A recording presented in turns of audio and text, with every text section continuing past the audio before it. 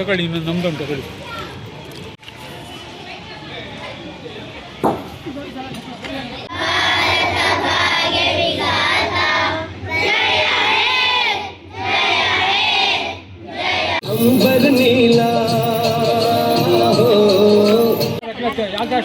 ಪಟ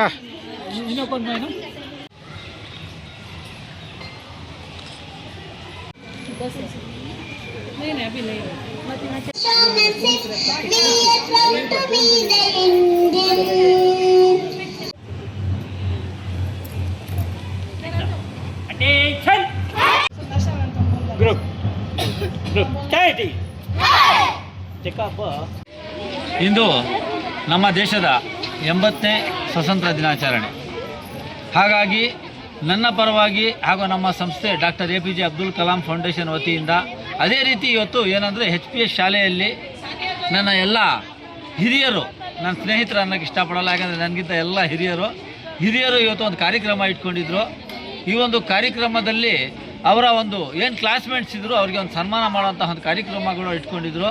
ಅದೇ ರೀತಿ ಇವತ್ತು ಈ ಒಂದು HPS ಶಾಲೆಯ ಮಕ್ಕಳ ಪರವಾಗಿ ಹಾಗೂ ಶಿಕ್ಷಕಿಯರ ಪರವಾಗಿ ಎಲ್ಲ ಪೋಷಕರ ಪರವಾಗಿ ನಾಡಿನ ಸಮಸ್ತ ಜನತೆಗೆ ಹಾಗೂ ನಮ್ಮ ದೇಶದ ಎಲ್ಲ 140 ಕೋಟಿ ಜನಕ್ಕೆ ನಮ್ಮ ದೇಶದ 80ನೇ ಸ್ವತಂತ್ರ ದಿನಾಚರಣೆಯ ಶುಭಾಶಯಗಳನ್ನು ತಿಳಿಸುತ್ತಾ, ನಾನು ವಿಶೇಷವಾಗಿ ಏನಂದರೆ ಈ ಒಂದು ಸಂದರ್ಭದಲ್ಲಿ ನಿಮ್ಮ ಮಾಧ್ಯಮದ ಮುಖಾಂತರ ಒಂದು ಮಾತನ್ನು ಹೇಳೋಕ್ಕೆ ಇಷ್ಟಪಡ್ತೇನೆ. ಏನಂದರೆ ನಮ್ಮ ಸರ್ಕಾರ ಈಗಾಗಲೇ ನಾನು ಭಾಷಣದಲ್ಲಿ ಕೂಡ ಹೇಳಿದೆ, ವಿಶೇಷವಾಗಿ ಒತ್ತು ಕೊಡಬೇಕಾಗಿರೋದು ಶಿಕ್ಷಣಕ್ಕೆ ಮತ್ತು ಆರೋಗ್ಯಕ್ಕೆ. ಇದ್ರ ಬಗ್ಗೆನೇ ಇವತ್ತು ನಮ್ಮ ಜನ್ಜಿ ಏನು ನಮ್ಮ ದಿಲ್ಲಿಯ ಜಂತರ್ ಮಂತರಲ್ಲಿ ಬಹಳಷ್ಟು ರಾಜ್ಯಗಳಲ್ಲಿ ಇವತ್ತು ನೀಟ್ ಪರೀಕ್ಷೆ ಪೇಪರ್ ಲೀಕ್ ಮೂಲಕ ಬಹಳಷ್ಟು ಅಕ್ರಮಗಳು ನಡೀತಾ ಇದೆ ಅಂತ ಹೇಳ್ಬಿಟ್ಟು ಹೋರಾಟ ಮಾಡ್ತಾ ಇದ್ದಾರೆ. ದಯವಿಟ್ಟು ಇವತ್ತೇನೆಂದರೆ ರಾಜ್ಯದಲ್ಲಿ ಸರ್ಕಾರಿ ಶಾಲೆಗಳು, ಅದು ಉರ್ದು ಶಾಲೆ ಆಗಿರ್ಬೋದು, ಕನ್ನಡ ಶಾಲೆ ಆಗಿರ್ಬೋದು, ಇವತ್ತು ಮುಚ್ಚುವಂಥ ಒಂದು ಹಂತಕ್ಕೆ ತಲುಪಿದೆ. ಹಾಗಾಗಿ ಸರ್ಕಾರ ಇವತ್ತು ಏನು ನಮ್ಮ ರಾಜ್ಯದ ಮುಖ್ಯಮಂತ್ರಿಗಳು ಸನ್ಮಾನ್ಯ ಶ್ರೀ DK ಶಿವಕುಮಾರ್ ಸಾಹೇಬರು ಹಾಗೂ ನಮ್ಮ ಶಿಕ್ಷಣ ಸಚಿವರು ಇದ್ರ ಬಗ್ಗೆ ಗಮನ ಹರಿಸಬೇಕು. ರಾಜ್ಯದಲ್ಲಿ ಇವಾಗ ನಾವೆಲ್ಲರೂ ಉರ್ದು ಶಾಲೆಗಳಲ್ಲಿ ಓದಿರೋರು ಎಲ್ಲರೂ ನಾವು ಈ ಮಟ್ಟಕ್ಕೆ ಬೆಳೆದು ಇವತ್ತು ಬಂದಿದ್ದೀವಿ. ದಯವಿಟ್ಟು ಎಲ್ಲರ ಹತ್ರ ಹಣ ಇಲ್ಲ. ಇವತ್ತು ಜನಗಳಲ್ಲಿ, ರೈತರಲ್ಲಿ, ಬಹಳಷ್ಟು ಬಡವರಲ್ಲಿ ತೊಂದರೆ ಇದೆ, ಹಣದ ಕೊರತೆ ಇದೆ. ಯಾಕಂದರೆ ಸಂಪಾದನೆ ಕಡಿಮೆ, ಖರ್ಚು ಜಾಸ್ತಿ ಬರ್ತಾ ಇದೆ. ದಯವಿಟ್ಟು ರಾಜ್ಯ ಸರ್ಕಾರ ಸರ್ಕಾರಿ ಶಾಲೆಗಳನ್ನು ಪುನರುಜ್ಜೀವನ ಮಾಡಿ ಅದಕ್ಕೆ ಒಳ್ಳೆಯ ಏನು ಬೇಕಾಗಿರುವಂಥ ಅನುಕೂಲಗಳು ಮಾಡಿಕೊಡಿ.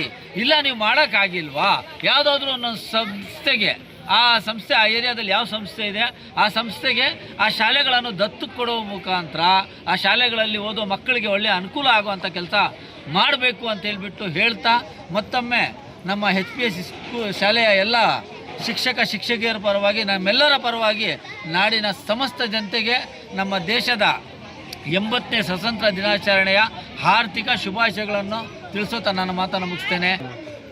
ನೋಡಿ, ಈಗ ಏನಿದೆ ಅಂದರೆ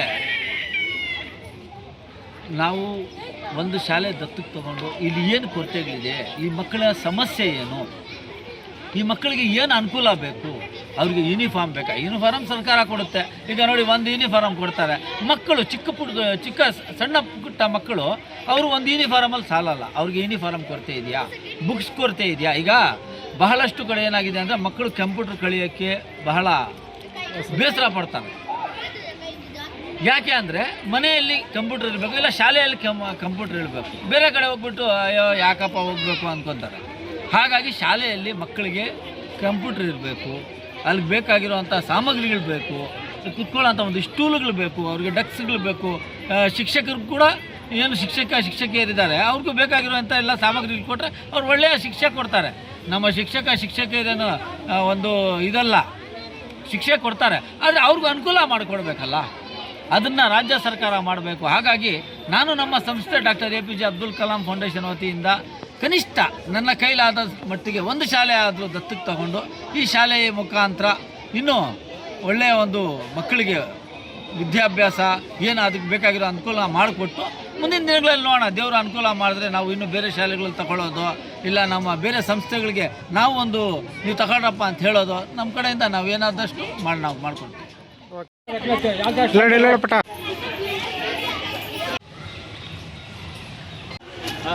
Avec de macam dalal yang mana? Kau ni kasih tu amal besar.